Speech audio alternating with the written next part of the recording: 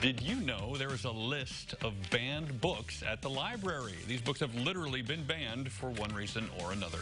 In today's Page Turners, Charleston Public Library shares why it's important, and Library Director Chris Houchins is here.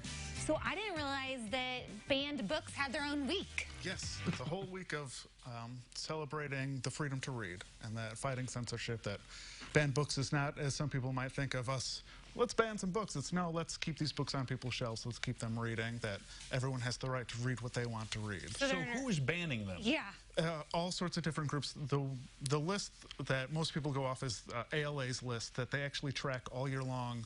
Any challenge that comes across a book, so it could be any sort of organization, it could be a parent, it could be anything going to a school, to a library, saying, you take this book off your shelf, and that's a challenge. And ALA tracks that challenge throughout the year. There were, I believe, 438 books challenged throughout 2018 across the country that they were able to track. So just because people challenge them and they want to ban them, the library doesn't, do they? Because they're a library and that's where you get books. So every place can react differently. So some places, you know, as a library, we believe very much in the freedom to read, that I will fight any challenge. You know, I'll listen to it because obviously someone's upset by that book, but that doesn't mean I'll take it off the shelf. Some schools may ban the book because if they're getting enough challenges from parents, they may pull it from their curriculum. Is it up to each different entity? Yes. Every entity is gets to decide how they want to handle those challenges. Okay, we were looking at a graphic there of some of the banned books out now. Yes. So you've got a few in-house here. So why don't we start with the two in front of us, what they are and why people are challenging. So the first, I'll start with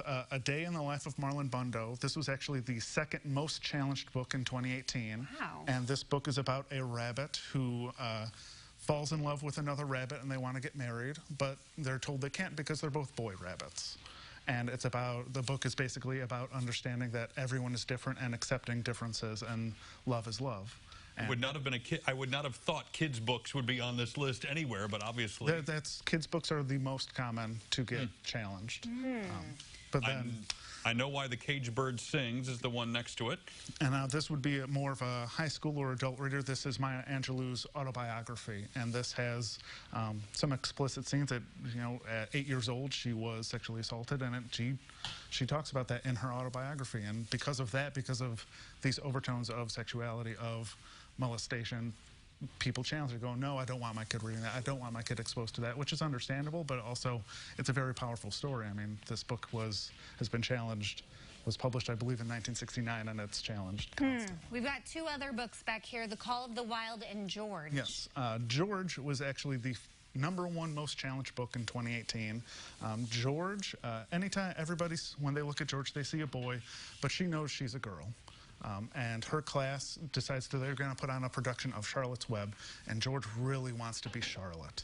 And she comes up with a plan that she can be Charlotte in the play, and by doing so, show everyone who she truly is. And this gets challenged. Obviously, it features a transgender character, but it gets challenged for reasons like encouraging children to clear their browser history.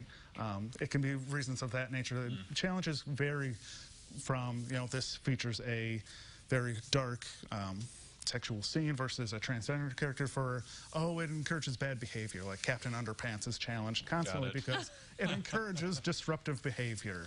Very, very quickly, A Call of the Wild's a classic. Call of the Wild actually gets challenged most often, not because of the content of the book, but because of the author.